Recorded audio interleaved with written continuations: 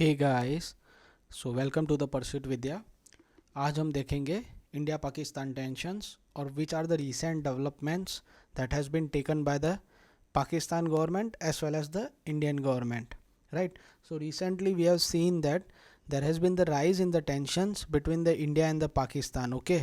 और इनमें बहुत सारे स्टेप्स हैं जिनके कारण टेंशन एस्केलेट हुई हैं, जैसे cutting the water flow, okay, then you can say freezing the imports by the Indian government, then cross border incidents, that is firing as well as terrorisms, or no active diplomacy between the India and the Pakistan.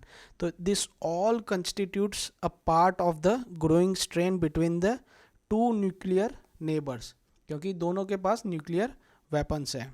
So recently we have seen that India ने जो है water flow जो हो रहा था Baglihar dam से, Baglihar dam कहाँ पे है?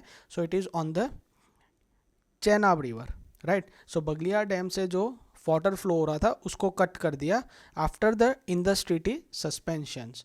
सी, ट्रीटी का सस्पेंशन करना that is on the one hand, but उस सस्पेंशन को इम्प्लीमेंट करना ना that is on the other hand. और आज इंडिया ने वो करके दिखाया. इंडिया ने बोला कि हम आपको पानी नहीं देंगे, ओके. सो पूरा डैम जो है उसको एक्टिव करके जो पानी बह रहा था चेनाब रिवर से उसको कट कर दिया ताकि पाकिस्तान में पानी ही नहीं हो चेनाब रिवर में, ओके. और ये जो बगलियार डैम था ना, it has been a long standing point of contention between the India and Pakistan. बहुत पहले पाकिस्तान ने भी ये मुद्दा उठाया था वर्ल्ड बैंक में कि ये बगलियार डैम का कंस्ट्रक्शन इलीगल है, और तब हम उसको नज़रअंदाज कर दिया था. और आज की तारीख में ये बगलिहार डैम ही हमें बहुत यूज़फुल हुआ, right? So what the overall scenario is that, so जैसे वाटर फ्लो कट कर दिया, right? India has reduced the water flow through the Baghlihar Dam following Indus Treaty suspension. In addition to it, treaty dispute was already there. Okay, so Indus Water Treaty has already been suspended, affecting the water sharing agreements, right? And it has been a long-standing issue. Baglihar dam जो था वो long standing issue था, और अभी ये same things India सोच रही है कि रेप्लिकेट करें हम किशन गंगा रिवर के ऊपर.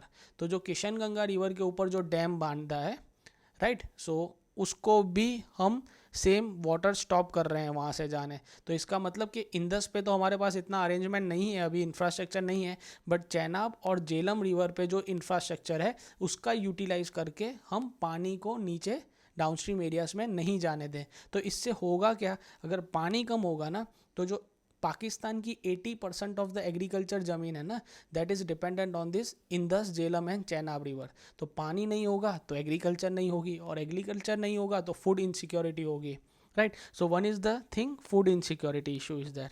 So in short, Pakistan will face the inflation in the nearby future in terms of food products. In addition to it, okay, so जो भी बड़े बड़े प्रोजेक्ट्स हैं पाकिस्तान के, जो बड़े बड़े डैम्स हैं, तो वहाँ से हाइडल पावर होता है, राइट? सो हाइड्रो एनर्जी जनरेट होती है. तो अगर पानी नहीं होगा तो हाइड्रो एनर्जी जनरेट नहीं होगी, राइट? सो एनर्जी नहीं होगी तो again Pakistan will be facing energy insecurity. तो एक तो एनर्जी इनसिक्योरिटी फेस करेगी और दूसरा फूड इनसिक्योरिटी फेस करेगी. और अगर ये दोनों मिल जाएं तो Pakistan will face economic insecurity, right? So economic insecurity again dependent on the funds. तो फंड्स के लिए वो बाहर जाएंगे and that cycle will continuous, right? दूसरा देखें हम तो इंडिया ने जो इंपोर्ट्स आ रहे थे पाकिस्तान से उसको फ्रीज कर दिया, ओके. इसके साथ पोस्टल लिंक्स भी थी ना, उसको भी सस्पेंड कर दिया, राइट? तो ships with the Pakistan flags are unwelcome in the Indian ports. तो बोला गया कि जो भी शिप्स होंगी अगर वो पाकिस्तान फ्लैग को कैरी करेंगी तो उनको भारत की पोर्ट के द्वारा डॉकिंग फैसिलिटी अवेलेबल नहीं होगी. इसका मतलब कि वो भारत की पोर्ट्स पे लैंड नहीं कर सकती. और ये कब अनाउंस कर दिया? उसी दिन अनाउंस किया जब पाकिस्तान ने न्यूक्लियर कैपेबल मिसाइल को टेस्ट किया, राइट? उस मिसाइल का नाम है अब्दाली मिसाइल, ओके. और बोला गया कि ये जो टेस्ट है ना, ये हाईली प्रोवोकेटिव है और हम पाकिस्तान से रिलेशंस नहीं रखना चाहते, इसीलिए इंपोर्ट बैन कर दिया और पोस्टल लिंक्स को सस्पेंड कर दिया गया, right? So if you see what are the economic measures, we have seen maritime restrictions कर दी. Ships with the Pakistan flags are now unwelcome in the Indian ports. Imports सभी फ्रीज कर दिए. India has frozen all the imports from the Pakistan. सभी postal link suspend कर दी, all the postal connections between the two countries have been cut off. So हम strategically खेल रहे हैं, हम डायरेक्ट अटैक नहीं कर रहे हैं. What we are doing, we are using our diplomatic channels, we are using our international pressures, we are using our economic related things to increase the pressure on the Pakistan. Right, Pakistan ने भी missile test की थी, उसका नाम है Abdali missile. Okay, और ये missile जो है ये न्यूक्लियर कैपेबल मिसाइल है, और ये टेस्ट करना टेंशंस के बीच वो ऐसा गिनाया जाता है कि they are highly provocative. Okay, इसके साथ जो हिस्टोरिकली रेटोरिक स्टेटमेंट्स हैं जैसे ब्लड और वाटर जो भुट्टो की स्टेटमेंट थी, so that are highly provocative in nature. Okay, and timing concerns are there. Okay, because it occurs on the same day when India announced a new restrictive measures. कौन से restrictive? तो import ban और you can say shipping ban. Okay, second thing if we see, so Pakistan ने जो LOC पे जो हमने cease fire agreement किया था 2021-22 में, उसको भी you can say violate करके they have been resorted to the unprovoked small arms fire across the line of the control. Okay, Indian army ने भी बहुत अच्छी तरह से उसको रिस्पॉन्स किया. और आज देखोगे तो it is not 10th, it is the 11th day in the straight row. Right, so tensions obviously on going along the line of control have continued for about 11 days straight. Okay, so Pakistan has resorted to the unprovoked small arms across the line of control. Okay, और Indian army obviously अच्छी तरह से respond कर रही है, actively response कर रही है इन क्रॉस बॉर्डर फायरिंग को. ओके, और Pahalgam attack has also heighten the tension in the regions. Right, so आज का दिन बहुत इंपॉर्टेंट है क्योंकि आज के दिन UNSC जो है, यूनाइटेड नेशन सिक्योरिटी काउंसिल्स, हमें पता है कि इसके टोटल 15 मेंबर्स होते हैं. ओके, उसमें से जो 5 मेंबर्स होते हैं वो आपके परमानेंट होते हैं और 10 मेंबर जो होते हैं वो आपके नॉन परमानेंट मेंबर हैं. और पाकिस्तान जो है ना आज की तारीख में it is one of the non permanent member. और पाकिस्तान ने क्या रिक्वेस्ट की ग्रीस को कि आप क्लोज कंसल्टेशंस कीजिए इंडिया और पाकिस्तान की सिचुएशन पे. तो आज की मई महीने की प्रेसिडेंसी जो है वो ग्रीक के पास है, और ग्रीक ने बोला ठीक है हम करते हैं. और इस्लामाबाद की जो रिक्वेस्ट थी क्लोज कंसल्टेशंस की वो अप्रूव हो गई, और आज May 5 को Greek will hold the presidency of this meetings. Okay, in the afternoon में ये होगी. Right, so Pakistan has requested this obviously and it was accepted by the Greece. Okay, so meeting schedule has been there.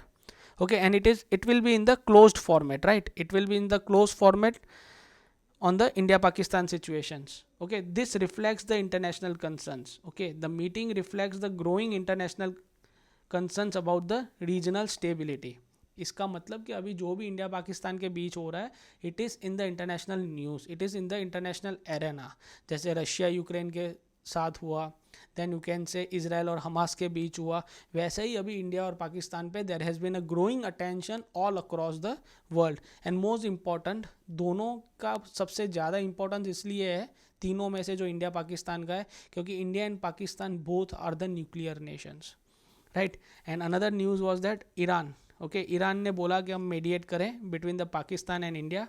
और Iran के जो foreign ministers हैं they are going to visit, okay, in the Pakistan as well as in India in this week.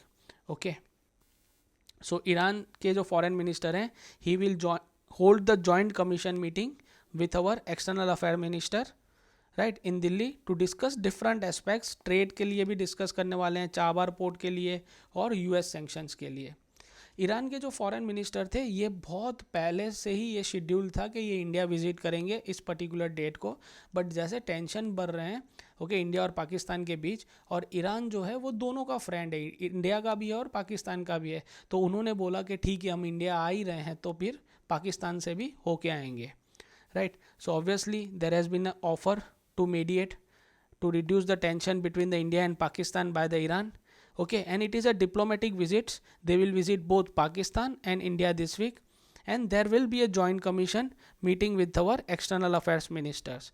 So सिर्फ issue जो India Pakistan का है वही नहीं यू कैन से टॉक होगा. There has been a broader perspective, there has been a broader diplomatic agenda. Okay, जैसे trade relations भी डिस्कस करेंगे. ओके, बायलैटरल ट्रेड इंक्रीज करना है, कैसे करना है, XYZ. फिर चाबार पोर्ट को भी डिस्कस करेंगे क्योंकि Chabahar is a very strategic port for India. Okay, it will be also on the agenda. उसके साथ साथ यूएस के जो सैंक्शंस हैं ईरान के ऊपर, they will also address the impact of the US sanctions on the Iran India relations. And more important is that the regional stability.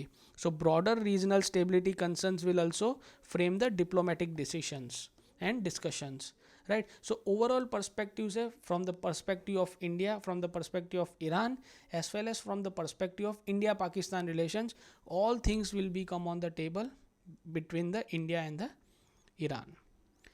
Okay, so thank you. If you like the video, please subscribe to the channel and share the video as much as possible.